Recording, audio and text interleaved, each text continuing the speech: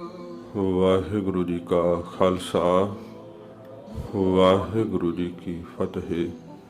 सच्चे पातशाह धन साहिब श्री गुरु ग्रंथ साहिब जी महाराज तिन्हां दी कृपा रहमत सदका आप जी सतसंगत दीआं घड़ियां दा सुख मान रहे हो।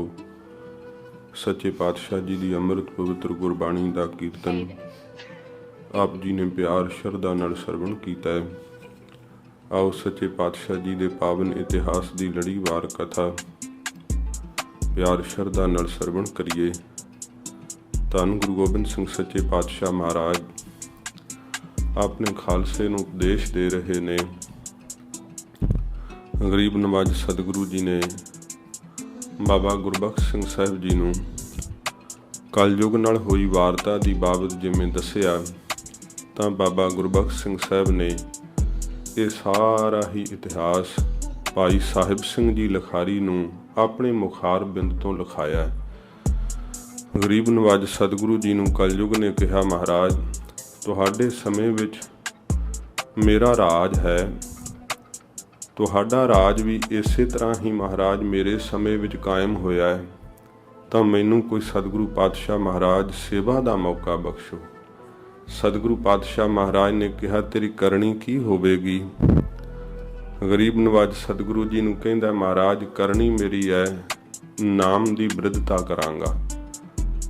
मेरे राज काल दे विच नाम का बीज ही प्रफुल्लित होवेगा ते करनी मेरी ऐसी होवेगी शुभ करनी जीवां कोलों नाश हो जाएगी। कोई भी भला नहीं रहेगा, जे दिसेगा भला ਤਾਂ ਹੋਵੇਗਾ नहीं वो भला। सच्चे पातशाह महाराज जी नूं इसने बहुत ਵੱਡੇ ਵੱਡੇ पाप जिहड़े आ कह के सुनाए। जिवें सतगुरु जी ने कहा कि कलयुग रथ है अगन का कूड़ अगै रथवाहु। कलयुग जिहड़ा ना ये अग दा रथ है ते अग साध संगत जी सब कुछ ही साड़ के सुवाह कर दिंदी है। इस नूं तोड़न वाला झूठ है, इस नूं चलाउण वाला सत संगत जी जिन्ना भी कोई झूठ बोलदा है कलयुग दे अंदर उसकी बड़ी प्रभता हुंदी है। औगणी ते पापां दे करन वाला जीव बहुत जल्दी कलयुग दे विच प्रफुल्लित हुंदा है। पर कलयुग दा जिहड़ा न्याय है ना वो सतगुरु ने बाणी विच कहा है, एह कर करे सो एह कर पाए, कोई ना पकड़ीए किसे दा थाए। कलयुग दा जिहड़ा न्याय जिहड़ा प्रलोक विच हुंदा है, जिस हथ नाल कर्म कीता उसे नूं ही सज़ा प्राप्त हुंदी है। जिहो जिहा कर्म कीता उहो जिहा फल वढना पैंदा है। सतयुग दे विच धर्म दा रथ सी, सत उसदा रथवाही सी। द्वापर दे विच लोग तपस्या करदे सन ते साध संगत जी त्रेते दे अंदर यज्ञ करिया करदे सी। पर कलयुग दे अंदर तां लोग झूठ बोलदे है, पाप करदे है। इसने अपनी सारी विथया जिस समय सुनाई, जिवें जाणो साध संगत जी उपदेश मात्र इतिहास हुंदा है। कई गुरमुख समझदे है कि काल्पनिक है, पर साध संगत गुरु साहिब जी का इतिहास काल्पनिक नहीं हुंदा। काल्पनिक वो है जिन्हों आप ही सिरजिया होवे। ये कवि राज कवि भाई संतोख सिंह जी ने लिखिया, नाल हवाला दिंदे असीं लिखिया कित्थों है। कहंदे ने ब्रह्म ज्ञानी बाबा गुरबख्श सिंह जी महापुरुष बाबा बुढ़ा साहब जी दे पड़पोतरे उन्हां दे मुख तो निकली हुई एक कथा जिसनूं भाई साहिब सिंह जी ने लिखती रूप दिता। उन्हां लिखतां तो असीं ये इतिहास अगे सिरजिया है। बाबा गुरबख्श सिंह साहब जी जिन्हां ने 5 साल की आयु विच गुरु गोबिंद सिंह साहब जी नूं गुरता दा तिलक दिता सी। कलयुग अपने लक्षण गुरु गोबिंद सिंह साहब महाराज नूं दस रहा है। सच्चे पातशाह महाराज जी इस दे ये कीते हुए पाप जाल जो ये दस रहा है, महाराज जी अपने नरोल खालसे की बाबत किवें कलयुग दे नाल कुछ संवाद करते ने। आओ सरवण करिए। सच्चे पातशाह जी का ध्यान करते हुए आखो जी सतनाम श्री वाहिगुरु साहिब जी। सतनाम श्री वाहिगुरु साहिब जी। ਗਰਭ ਗਰਾਵੈ ਨਾਰਿਕਾ ਸੁਭ ਕਾ ਹੋਏ ਨਾ ਗਰਭ। ਸੱਚੇ ਪਾਤਸ਼ਾਹ ਮਹਾਰਾਜ ਨੂੰ ਕਹਿੰਦਾ ਸਤਿਗੁਰੂ ਇਹੋ ਜੀ ਵਕਾਰਾਂ ਦੀ ਰੀਤ ਚੱਲੇਗੀ, ਅਣਵਿਆਹੀਆਂ ਇਸਤਰੀਆਂ ਦੇ ਵੀ ਗਰਭ ਜਿਹੜੇ ਹੋਣਗੇ ਸਤਿਗੁਰੂ ਪਾਤਸ਼ਾਹ ਮਹਾਰਾਜ ਉਹਨਾਂ ਨੂੰ ਗਿਰਾ ਦਿੱਤਾ ਜਾਵੇਗਾ। ਸੋ ਸੁਭਗਾ ਇਸਤਰੀ ਜਿਹੜੀ ਆ ਵਿਆਹੀ ਇਸਤਰੀ ਉਸ ਨੂੰ ਗਰਭ ਨਹੀਂ ਜਲਦੀ ਹੀ ਰੁਕੇਗਾ। ਇਸ ਪ੍ਰਕਾਰ ਦੇ ਮਹਾਰਾਜ ਪਾਪ ਹੋਣਗੇ ਮੇਰੇ ਸਮੇਂ ਦੇ ਅੰਦਰ ਕਿ ਬਹੁਤ ਜ਼ਿਆਦਾ ਲੋਕ ਧਰਮ ਤੋਂ ਗਰਕ ਜਾਣਗੇ। ਭੂਤ ਪ੍ਰੇਤ ਸੇਵਨ ਕਰੈ ਨਹਿ ਸਿਮਰੇ ਸ੍ਰੀ ਪ੍ਰਭ। ਵਾਹਿਗੁਰੂ ਦੇ ਨਾਮ ਦੇ ਸਿਮਰਨ ਤੋਂ ਦੂਰ ਚਲੇ ਜਾਣਗੇ, ਭੂਤਾਂ ਪ੍ਰੇਤਾਂ ਦੀ ਸੇਵਾ ਕਰਿਆ ਕਰਨਗੇ, ਧਾਗਾ ਤਵੀਤਿਆਂ ਦੇ ਵਿੱਚ ਹੀ ਬਹੁਤ ਵਿਸ਼ਵਾਸ ਰੱਖਣਗੇ। ਜੇ ਕਿਤੋਂ ਕੋਈ ਮੰਤਰ ਜੰਤਰ ਲੈ ਲਿਆ ਉਹਦੇ ਉੱਤੇ ਵਿਸ਼ਵਾਸ ਰੱਖਣਗੇ, ਮੜੀਆਂ ਮਸਾਣਾਂ ਦੇ ਉੱਤੇ ਭਰੋਸਾ ਰੱਖਣਗੇ। ਸ਼੍ਰੀ ਪ੍ਰਭ ਨੂੰ ਵਾਹਿਗੁਰੂ ਨੂੰ ਯਾਦ ਨਹੀਂ ਲੋਕ ਕਰਨਗੇ। ਇਹੋ ਜਿਹਾ ਮਹਾਰਾਜ ਸੰਸਾਰ ਦੇ ਅੰਦਰ ਅਰਾਜਕਤਾ ਫੈਲ ਜਾਵੇਗੀ। ਜਹਾਂ ਚਾਹ ਤਹਿ ਬਿਗਨ ਬਹੁ ਬਿਨਾ ਚਾਹ ਹੋਏ ਕਾਮ। ਜਿੱਥੇ ਬਹੁਤ ਚੰਗਾ ਕੰਮ ਹੁੰਦਾ ਹੋਵੇਗਾ ਮਹਾਰਾਜ ਉੱਥੇ ਮੈਂ ਵਿਗਨ ਤੇ ਵਿਗਨ ਪਾਵਾਂਗਾ।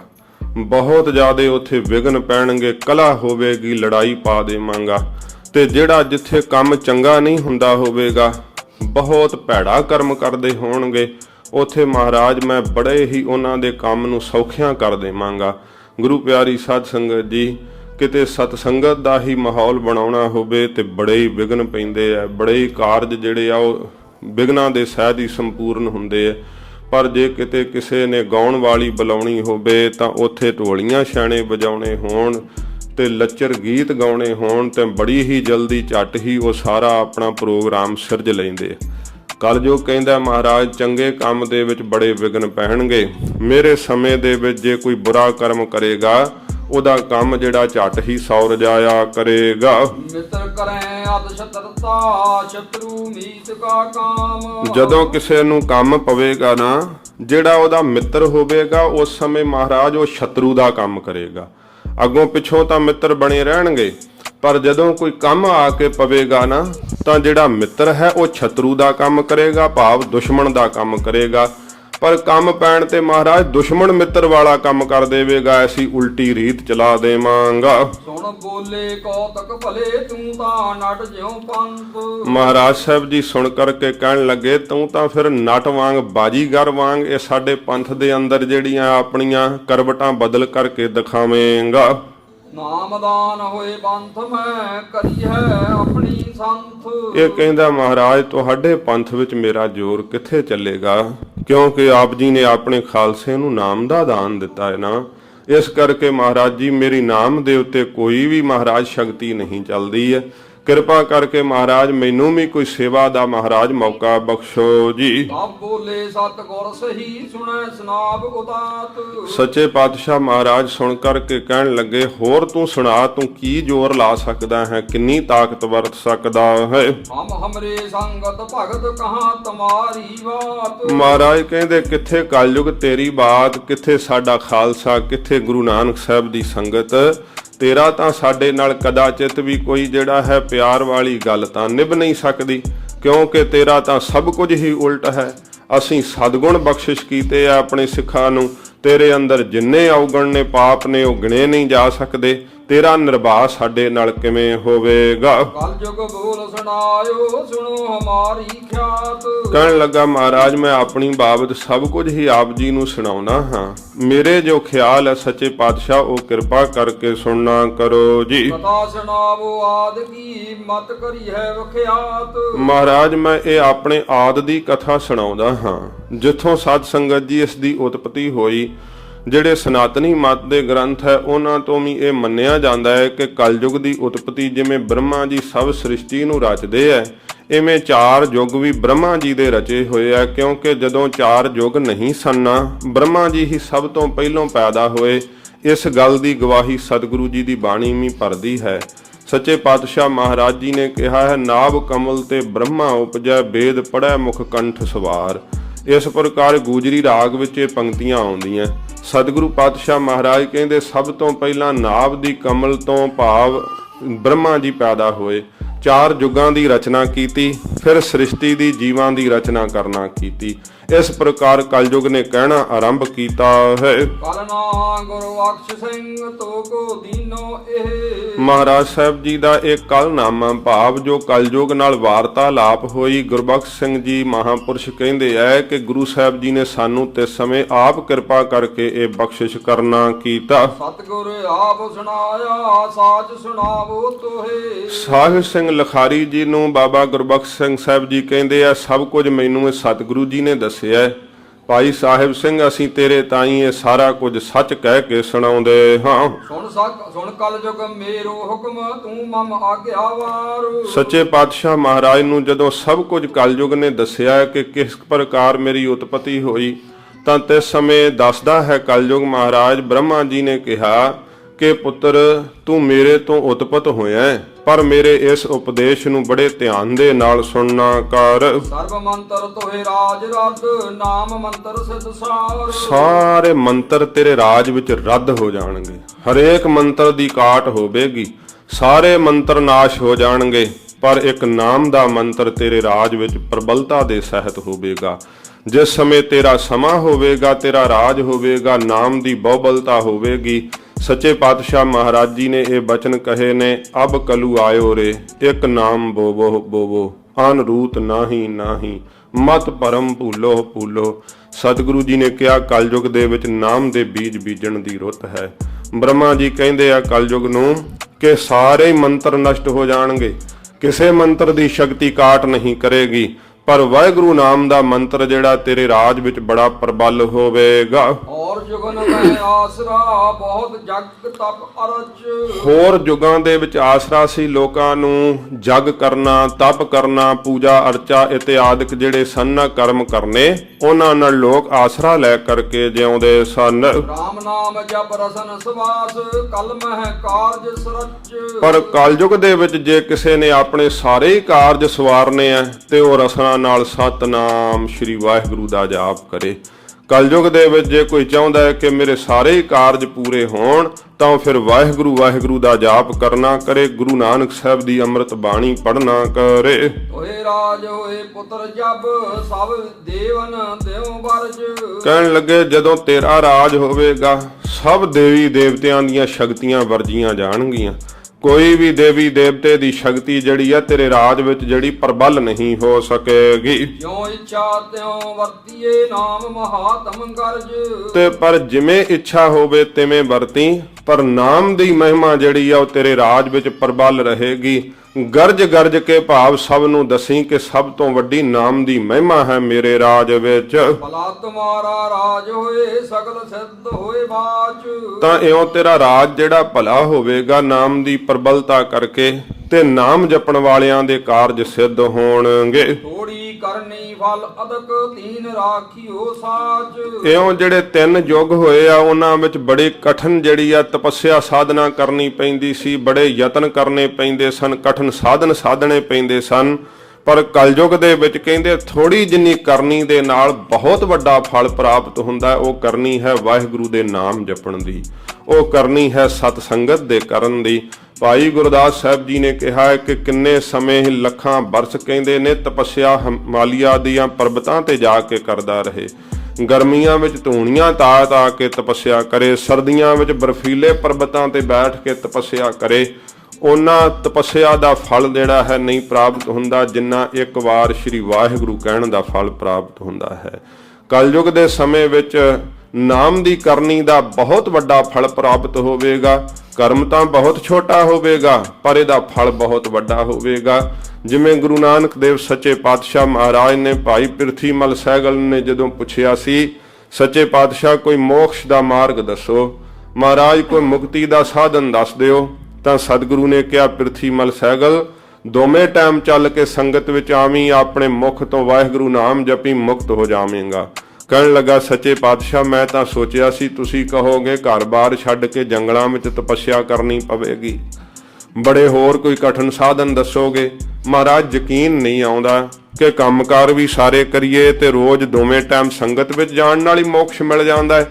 ਫਿਰ ਸਤਿਗੁਰੂ ਜੀ ਨੇ ਕਿਹਾ ਸੀ ਪਿਰਥੀਮਲ ਸਹਿਗਲ ਲੱਕੜਹਾਰਾ ਸਾਰਾ ਦਿਨ ਜੰਗਲ ਵਿੱਚ ਲੱਕੜਾਂ ਕੱਟਦਾ ਹੈ ਪਰ ਉਸ ਦੀ ਮਿਹਨਤ ਦੇ ਬਦਲੇ ਉਹਨੂੰ ਫਲ ਬਹੁਤ ਥੋੜਾ ਮਿਲਦਾ ਹੈ।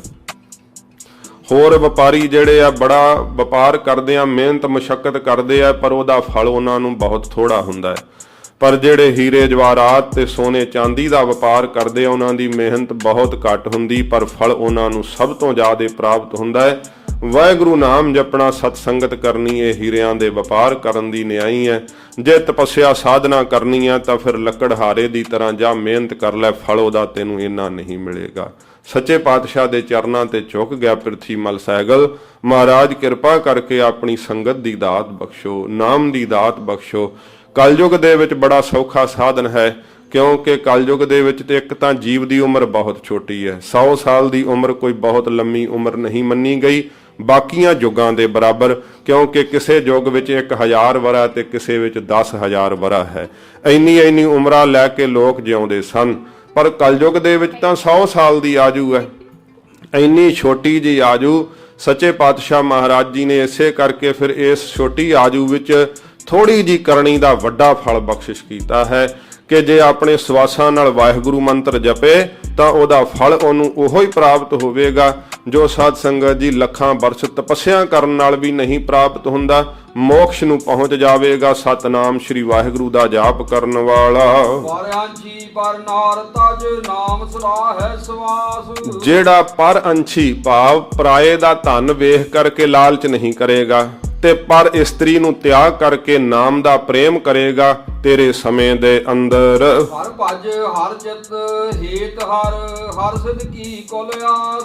ਜਿਸ ਦੇ ਅੰਦਰ ਵਾਹਿਗੁਰੂ ਦਾ ਹੀ ਭਜਨ ਕਰਨ ਦਾ ਚਾਹ ਹੋਵੇਗਾ, ਜਿਸ ਦੀ ਰਸਨਾ ਤੇ ਵਾਹਿਗੁਰੂ ਨਾਮ ਹੋਵੇਗਾ, ਜਿਹਦੇ ਅੰਦਰ ਇਸ ਪ੍ਰਕਾਰ ਵਾਹਿਗੁਰੂ ਰਾਮ ਦਾ ਹੋਵੇਗਾ, ਜਿਹੜਾ ਆਪਣੀ ਵੰਸ਼ ਦੇ ਵਿੱਚ ਵੀ ਨਾਮ ਦਾ ਬੀਜ ਬੀਜੇਗਾ ਕਲਯੁਗ, ਉਸ ਦੇ ਉੱਪਰ ਤੇਰਾ ਜ਼ੋਰ ਨਹੀਂ ਚੱਲੇਗਾ। ਦੇਹ ਅੰਤ ਵੀ ਹਰ ਭਜੇ ਤੋ ਵੀ ਹੋਏ ਨਿਸਤਾਰ। ਐਸਾ ਉਸ ਦਾ ਨਿਸਤਾਰਾ ਹੋਵੇਗਾ। ਜੇ ਕਲਯੁਗ ਨੂੰ ਕਹਿੰਦੇ ਆ ਤੇਰੇ ਸਮੇਂ ਦੇ ਅੰਦਰ ਸਾਰੇ ਜੀਵਨ ਵੀ ਜੇ ਉਹਨੇ ਭਜਨ ਨਹੀਂ ਕੀਤਾ, ਜੇ ਮਰਨ ਲੱਗਿਆ ਮੁਖ ਤੋਂ ਵਾਹਿਗੁਰੂ ਸ਼ਬਦ ਨਿਕਲ ਗਿਆ ਤਾਂ ਵੀ ਉਹਨੂੰ ਤਾਰ ਦੇਵਾਂਗੇ, ਤਾਂ ਵੀ ਉਹਦਾ ਨਿਸਤਾਰਾ ਕਰ ਦੇਵਾਂਗੇ।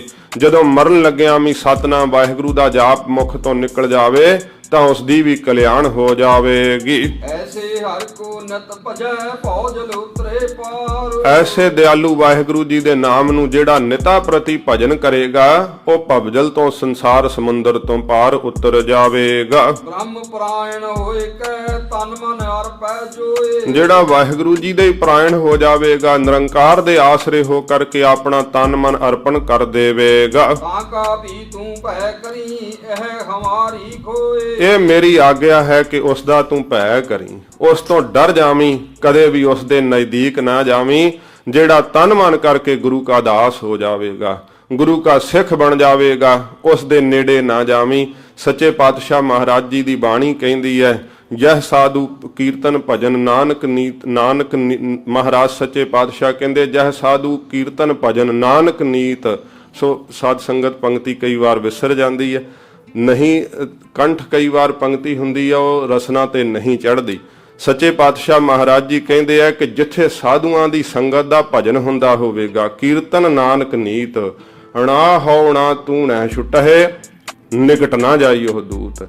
ਕਹਿੰਦੇ ਤੂੰ ਵੀ ਵੱਜਿਆ ਜਮਦੂਤ ਨਹੀਂ ਛੁੱਟੇਗਾ। ਧਰਮ ਰਾਜਾ ਕਹਿੰਦਾ ਮੇਰੀ ਪੁਰੀ ਵੀ ਨਹੀਂ ਵੱਜੀ ਹੋਈ ਛੁੱਟੇਗੀ। ਇਸ ਕਰਕੇ ਜਿੱਥੇ ਸੰਗਤ ਭਜਨ ਕਰਦੀ ਹੈ, ਜਿੱਥੇ ਵਾਹਿਗੁਰੂ ਦਾ ਨਾਮ ਜਪਦੇ ਆ, ਉਥੇ ਨਾ ਤੂੰ ਕਿਤੇ ਜਾਣਾ ਕਰੀ। ਜਿਹੜੇ ਵਾਹਿਗੁਰੂ ਮੰਤਰ ਦਾ ਸਿਮਰਨ ਕਰਦੇ ਆ, ਜਿਹੜੇ ਨਾਮ ਜਪਦੇ ਆ, ਉਹਨਾਂ ਤੋਂ ਡਰਨਾ ਕਰੀ, ਭੈ ਕਰਨਾ ਕਰੀ। ਜੇ ਬੇਅਦਬੀ ਕਰੇਗਾ, ਨੇੜੇ ਜਾਣ ਦਾ ਹੌਸਲਾ ਕਰੇਗਾ, ਤਾਂ ਫਿਰ ਮੇਰੀ ਵੀ ਨਾਲ ਹੀ ਨਰਾਦਰੀ ਹੋਵੇਗੀ। ਨਾ ਹੀ ਵੱਜੀ ਹੋਈ ਜੰਮਪੁਰੀ ਛੁੱਟ ਸਕੇਗੀ, ਨਾ ਵੱਜਿਆ ਹੋਇਆ ਤੂੰ ਛੁੱਟ ਸਕੇਗਾ। ਇਸ ਪ੍ਰਕਾਰ ਕਲਯੁਗ ਨੂੰ ਹਦਾਇਤ ਕਰਦੇ ਹਨ ਬ੍ਰਹਮਾ ਜੀ। ਅਪਰ ਸਕਲ ਤਜ ਆਸਰੋ ਏਕ ਨਾਮ ਕੋ ਪ੍ਰੇਮ। ਹੋਰ ਸਾਰੇ ਹੀ ਆਸਰੇ ਤਜ ਕਰਕੇ ਛੱਡ ਕਰਕੇ ਜਿਹੜਾ ਇੱਕ ਨਾਮ ਦਾ ਪਿਆਰ ਆਸਰਾ ਆਪਣੇ ਹਿਰਦੇ ਵਿੱਚ ਧਾਰਨ ਕਰੇਗਾ। ਦੀਨ ਲੋਕ ਕੋ ਵੇਦ ਕੈ ਜਾਏ ਸੋ ਜਸ ਜੀ ਖੇਮ। ਤੇ ਜਿਹੜਾ ਤਿੰਨਾਂ ਲੋਕਾਂ ਨੂੰ ਭਾਵ ਵੇਦ ਕਰਕੇ ਵਿਨ ਕਰਕੇ ਫਿਰ ਉਹ ਬ੍ਰਹਮ ਲੋਕ ਵਿੱਚ ਪਹੁੰਚ ਜਾਵੇਗਾ, ਭਾਵ ਸੱਚਖੰਡ ਦੇ ਵਿੱਚ ਪਹੁੰਚ ਜਾਵੇਗਾ।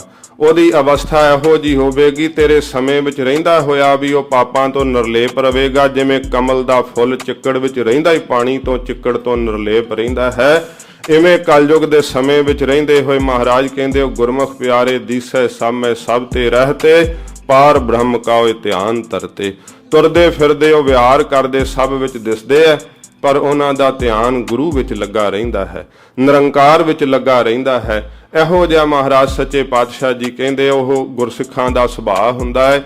ਕਲਯੁਗ ਨੂੰ ਕਹਿੰਦੇ ਤੇਰਾ ਸਮਾਂ ਬੜਾ ਪ੍ਰਬਲ ਹੋਵੇਗਾ, ਹਰੇਕ ਤੇ ਤੇਰਾ ਜ਼ੋਰ ਚੱਲੇਗਾ, ਪਰ ਜਿਹੜੇ ਗੁਰੂ ਕੇ ਸਿੱਖ ਹੋਣਗੇ ਉਹਨਾਂ ਉੱਤੇ ਤੇਰਾ ਜ਼ੋਰ ਨਹੀਂ ਚੱਲ ਸਕੇਗਾ। ਆਪਣੀ ਨਾਰੀ ਸੱਚ ਬਿਰਤ ਖਾਜ ਅਖਾਜੀ ਬਿਰਤ। ਫਿਰ ਐਸਾ ਜਿਸ ਦਾ ਸੁਭਾਅ ਹੋਵੇਗਾ ਆਪਣੀ ਪਤਨੀ ਦੇ ਧਰਮ ਵਿੱਚ ਪਰਪੱਕ ਰਹੇਗਾ, ਜਾਂ ਪਤਨੀ ਆਪਣੇ ਪਤੀ ਵਰਤਾ ਧਰਮ ਵਿੱਚ ਪਰਪੱਕ ਰਹੇਗੀ।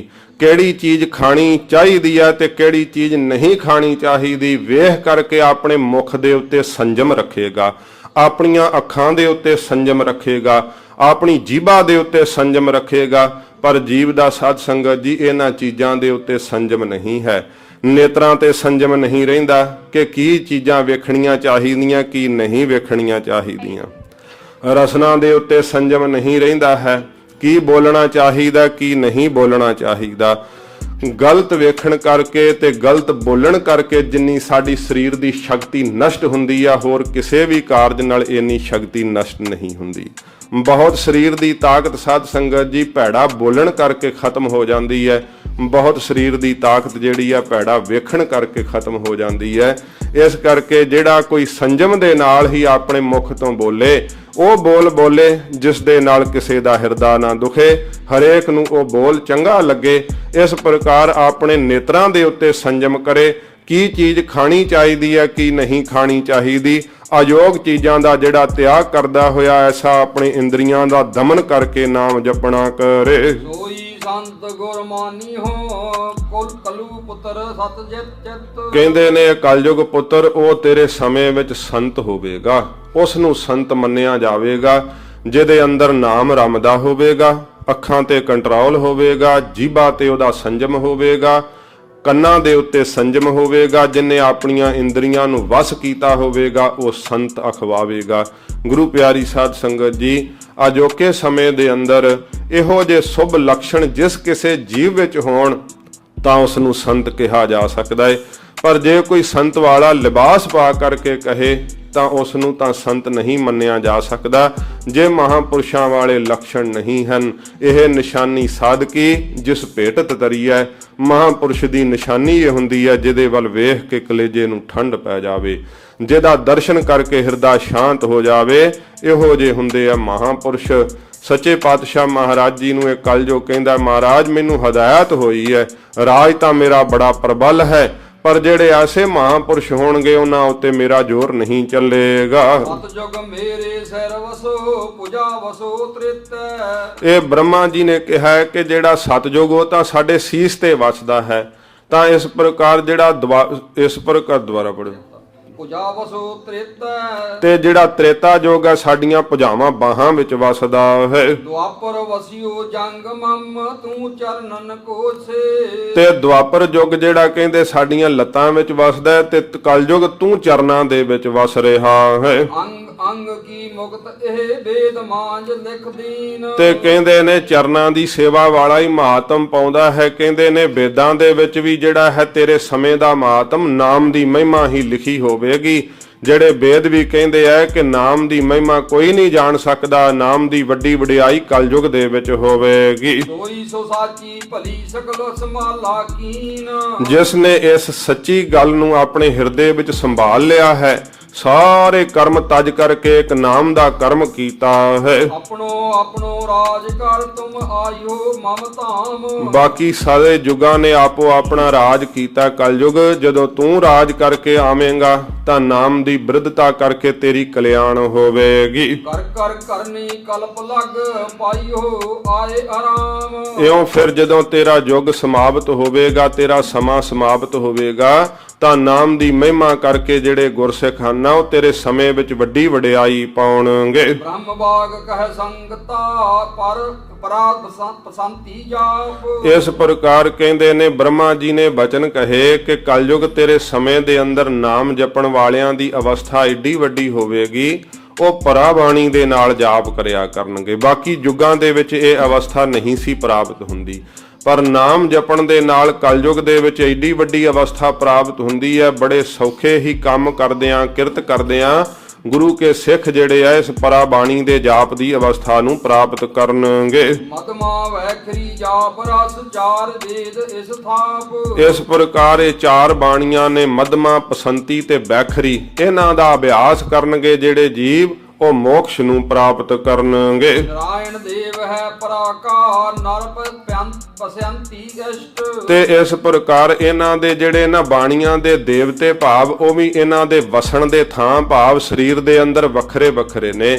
ਕਹਿੰਦੇ ਬੈਖਰੀ ਬਾਣੀ ਜਿਹੜੀ ਆ ਉਹ ਤਾਂ ਰਸਨਾ ਤੇ ਵਸਦੀ ਆ, ਭਾਵ ਰਸਨਾ ਤੋਂ ਨਿਕਲਦੀ ਆ। ਜੋ ਅਸੀਂ ਬੋਲਦੇ ਆ ਹੁੰਦੀ ਤਾਂ ਪਹਿਲਾਂ ਪਰਾ ਬਾਣੀ ਆ, ਉਪਜਦੀ ਪਰਾਈ ਹੈ ਤੇ ਪਰ ਇਹ ਨਿਕਲਦੀ ਬੈਖਰੀ ਬਣ ਕੇ ਆ। ਇਹਨਾਂ ਦੇ ਤਿੰਨ ਬਦਲਾਵ ਹੁੰਦੇ ਆ, ਚੌਥੀ ਬੈਖਰੀ ਬਣ ਕੇ ਬਾਹਰ ਨਿਕਲਦੀ ਹੈ।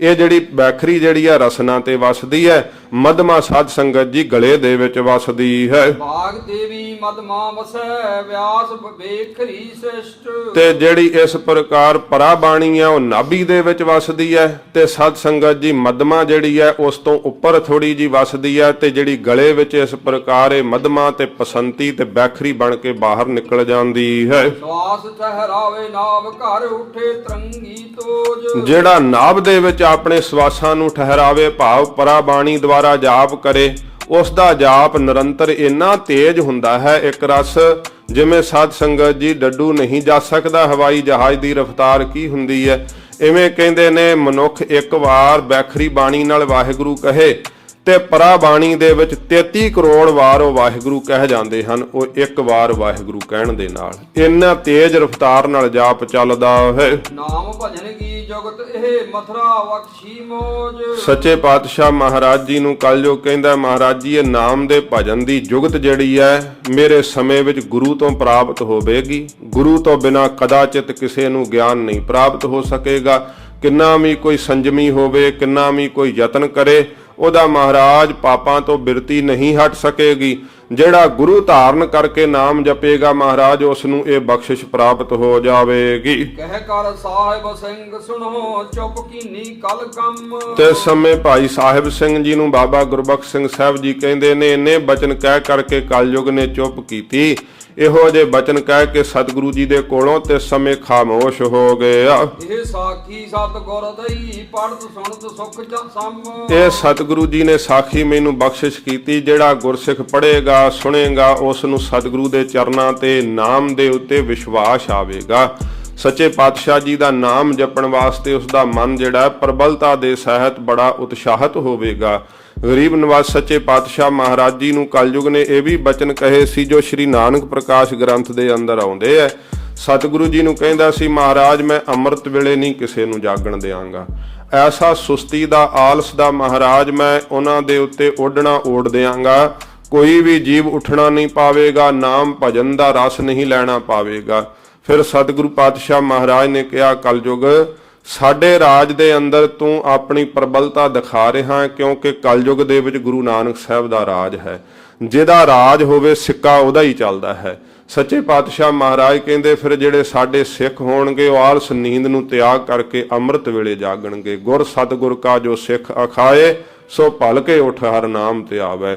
ਉਦਮ ਕਰੇ ਭਲ ਕੇ ਪ੍ਰਭਾਤੀ ਇਸ਼ਨਾਨ ਕਰੇ ਅੰਮ੍ਰਿਤ ਸਰ ਨਾਵੇ। ਪਹਿਲਾ ਹੁਕਮ ਸਤਿਗੁਰੂ ਜੀ ਦਾ ਕਿ ਉੱਠ ਕਰਕੇ ਅੰਮ੍ਰਿਤ ਵੇਲੇ ਇਸ਼ਨਾਨ ਕਰਨਾ, ਫਿਰ ਸਾਧ ਸੰਗਤ ਜੀ ਨਾਮ ਦਾ ਜਪਣਾ ਤੇ ਫਿਰ ਉਪਕਾਰ ਕਰਦਿਆਂ ਹੋਇਆਂ ਦਾਨ ਕਰਨਾ। ਇਹ ਤਿੰਨ ਸਾਧਨ ਸਤਿਗੁਰੂ ਜੀ ਨੇ ਬਖਸ਼ਿਸ਼ ਕੀਤੇ ਜਿਸ ਕਰਕੇ ਧਰਮੀਆਂ ਦੇ ਉੱਤੇ ਨਾਮ ਰਸੀਆਂ ਦੇ ਉੱਤੇ ਕਲਯੁਗ ਦਾ ਜ਼ੋਰ ਨਹੀਂ ਚੱਲਦਾ। ਪਾਪਾਂ ਦਾ ਸਾਧ ਸੰਗਤ ਜੀ ਵਸ ਨਹੀਂ ਚੱਲਦਾ। ਉਹ ਇਸ ਘਨਾਉਣੇ ਸਮੇਂ ਵਿੱਚ ਰਹਿੰਦੇ ਹੋਏ ਪਾਪਾਂ ਦੇ ਵਿੱਚ ਰਹਿੰਦੇ ਹੋਏ ਵੀ ਇਹਨਾਂ ਤੋਂ ਨਿਰਲੇਪ ਰਹਿੰਦੇ ਹਨ। ਦੋਹਰਾ ਸਵਾ ਸਰਵ ਕਵੀਆਂ ਵਿਖੇ ਇਸ ਵਿਦ ਭਿਓ ਸੰਵਾਦ। ਕਵੀਆਂ ਦੀ ਸਭਾ ਦੇ ਵਿੱਚ ਵਿਦਵਾਨਾਂ ਦੀ ਸਭਾ ਵਿੱਚ ਇਸ ਪ੍ਰਕਾਰ ਦਾ ਸੰਵਾਦ ਹੋਇਆ। ਇਹ ਗੁਰੂ ਗੋਬਿੰਦ ਸਿੰਘ ਸਾਹਿਬ ਮਹਾਰਾਜ ਨਾਲ ਬਚਨ ਬਿਲਾਸ ਹੋਏ ਕਿਉਂਕਿ ਸਤਿਗੁਰੂ ਜੀ ਨੇ ਕੁਝ ਪ੍ਰਸ਼ਨ ਪੁੱਛੇ ਸਨ ਤੇ ਉਹਨਾਂ ਦੇ ਵਿਜਨ ਵਜੋਂ ਮਹਾਰਾਜ ਨੇ ਉੱਤਰ ਦਿੱਤੇ ਸਨ ਇਹਨਾਂ ਕਵੀਆਂ ਨੂੰ ਵਿਦਵਾਨਾਂ ਨੂੰ। ਜਦੋਂ ਸਤਿਗੁਰੂ ਜੀ ਨੂੰ ਕਹਿੰਦੇ ਸੀ ਮਹਾਰਾਜ ਇਹਨਾਂ ਦੇ ਉੱਤਰ ਸਾਥੋਂ ਤਾਂ ਯੋਗ ਨਹੀਂ ਦੱਸੇ ਗਏ, ਤੁਸੀਂ ਕਿਰਪਾ ਕਰਕੇ ਆਪ ਜੀ ਯੋਗ ਉੱਤਰ ਦੇਵੋ, ਤਾਂ ਸੱਚੇ ਪਾਤਸ਼ਾਹ ਮਹਾਰਾਜ ਨੇ ਤੇ ਸਮੇਂ ਆਪ ਉੱਤਰ ਬਖਸ਼ਿਸ਼ ਕੀਤੇ। ਇਉਂ ਕਵੀਆਂ ਦੀ ਸਭਾ ਵਿੱਚ ਵਿਦਵਾਨਾਂ ਦੀ ਸਭਾ ਵਿੱਚ ਸੱਚੇ ਪਾਤਸ਼ਾਹ ਮਹਾਰਾਜ ਨੇ ਕਲਯੁਗ ਦੀ ਵਾਰਤਾਲਾਪ ਦੇ ਵੀ ਬਚਨ ਕਹੇ ਹਨ। ਧੰਨ ਧੰਨ ਸਭ ਹੀ ਕਹੈ ਹਿਰਦੇ ਅਦਕ ਅਹਲਾਦ। ਸਾਰੇ ਸਤਿਗੁਰੂ ਜੀ ਨੂੰ ਧੰਨ ਮਹਾਰਾਜ ਧੰਨ ਸਤਿਗੁਰੂ ਇਉਂ ਕਹਿੰਦੇ ਹੋਏ ਬੜਾ ਆਨੰਦ ਪਾਉਂਦੇ ਹਨ। ਜੋ ਪਈ ਉਠੇ ਪ੍ਰਭੂ ਮੰਦਰ ਕੋ ਗਏ। ਸੱਚੇ